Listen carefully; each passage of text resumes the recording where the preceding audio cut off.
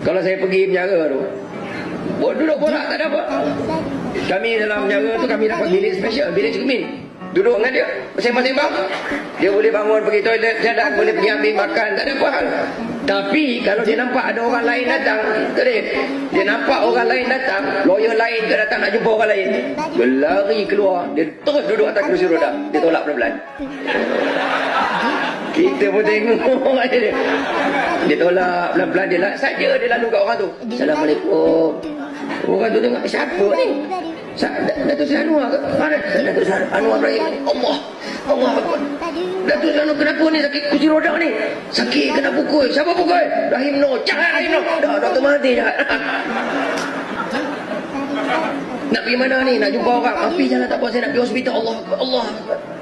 Yang kita orang dalam bilik tu tengok dia, cakap betul.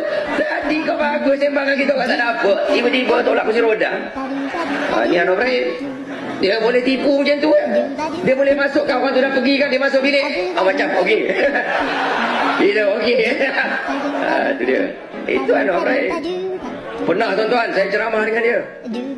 Saya ceramah dengan dia naik satu kereta. Tuan-tuan kan tahu dia pakai pedekap tu. Tuan-tuan pun bodoh pergi percaya. Sakit belakang, dekap leher. Tuan-tuan percaya? Tak buat macam mana? Orang macam Wak Sariman boleh percaya? Nasib baik sedar diri cepat. Saya ceramah dengan dia naik kereta. Sampai tempat ceramah, dia ni suka keluar cepat. Dia tahu lah.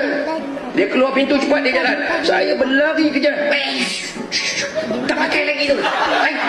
Dia naikkan kola pelan-pelan. Pergi ambil cepat, pergi cepat. Sarung sendiri.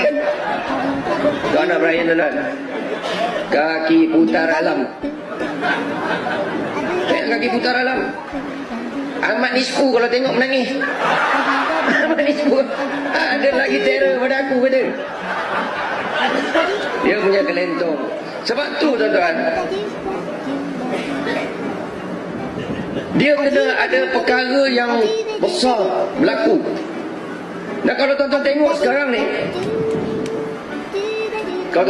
sekarang ni, ramai yang dah keluar. Yang keluar tuan-tuan, yang meninggalkan Anwar Ibrahim, bukan kecil anak punya orang.